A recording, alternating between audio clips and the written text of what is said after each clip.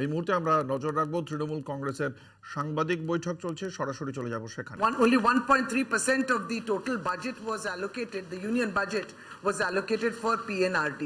For what?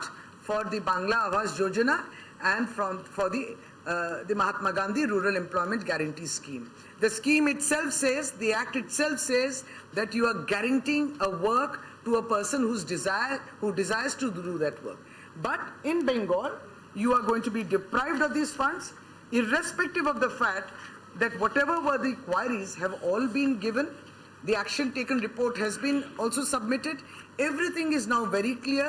71 central teams from the center, including national level monitoring teams, had come and visited the state, desperately looking for a clue, desperately looking for something to point out that, you see, these were the issues and these should be done. Everything is clear on ground, but you are depriving the poor beneficiary, about 11,36,488 houses for the rural poor, for the beneficiary in Bengal is being deprived because 8,200 crores, which is due to construct these houses, will not be sanctioned, has not been sanctioned, again for political interest.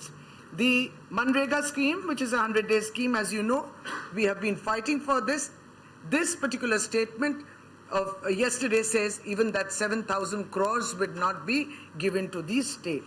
So this is where we stand, that it is more than obvious, clear as daylight, that forthcoming panchayat elections, BJP is not prepared, BJP will not win.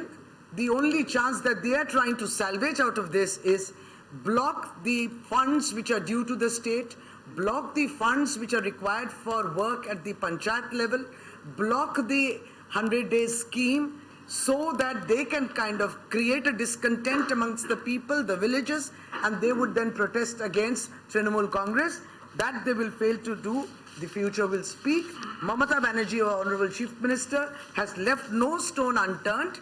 Teams have visited from here. She has appealed to the Prime Minister repeatedly in the past with letters and with direct interactions, but nothing has worked out. So she is going to sit for the democratic dharna on 29th and 30th in protest of the deprivation of West Bengal. That's done in English.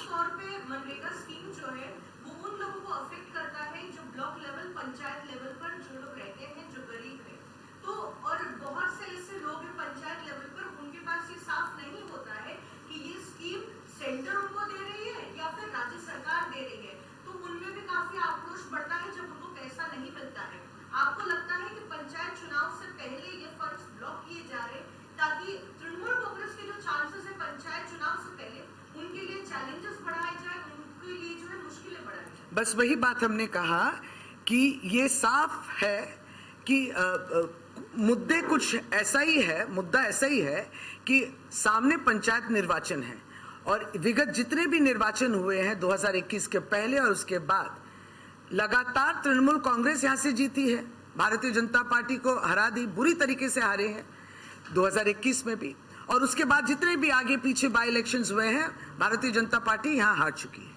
तो इनका यही कोशिश है कि पश्चिम बंगाल में जो है अब सामने पंचायत निर्वाचन है।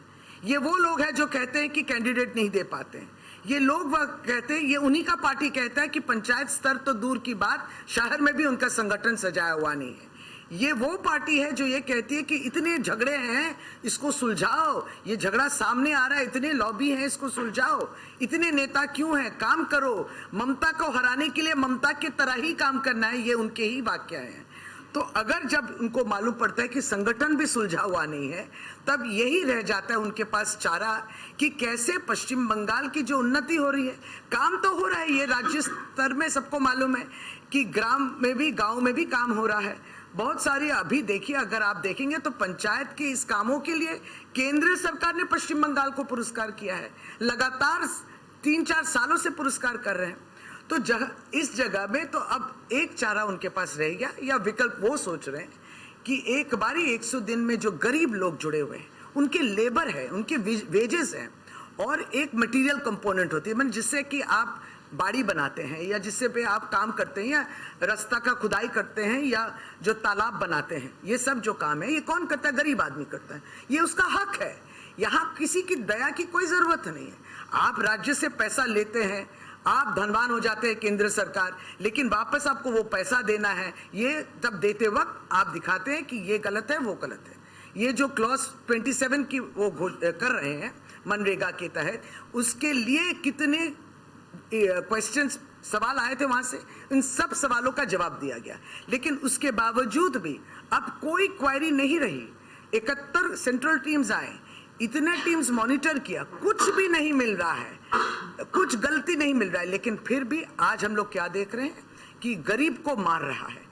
तो इसलिए हम लोग ये कह रहे हैं कि जो इलेक्शन नहीं जीत पाए 2021 में, वो आज गरीब पे ही जो है भारी पड़ रहा है और उसी से वो जो है प्रतिशोध ले रहा है, उसी से वो उसी पर आक्रमण कर रहा है और रिवेंज ले रहा है। ये बात हम लोग गांव-गांव जाके बोल रहे हैं और उनको बताएंगे कि आपका जो पैसा आपको मिलना चाहिए, ये आपका हक है, ये केंद्र सरकार नहीं भेजी। आपकी जो बाड़ी बनने की, आपको भी तो बाड़ी मिलने का एक हक है। 11 लाख के ऊपर बाड़ी अर्थात 8,000 करोड़ के ऊपर आप केंद्र सरकार राज्य सरकार को नहीं दे रही है। क्लियर, एकदम साफ कि आप ये बाड़ी बनाने नहीं देंगे, क्योंकि आप सोचते हैं कि इससे तृणमूल कांग्रेस का फायदा होगा, लोगों का फायदा होगा। ये कब समझेंगे वो कि ये पैसा जो है ये लोगों की पैसा है, ये डेमोक्रेसी की पैसा है, ये पैसा उन तक पहुंचना ये वर्जित है, ये कानून है, ये हक है। तो ये हक की बात हम लोग उनको समझाएंगे और उनका हक ये बनता है कि आगे चल के पंचायत निर्वाचन में वो ठीक तरीके से समझ जाए कि केंद्र सरकार वंचित की है, केंद्र सरकार पैसा नहीं भेजी है और इसलिए आपका घर नहीं बना है और इसलिए 100 दिन का काम जो है रुका हुआ है। ये हम लोग समझाएंगे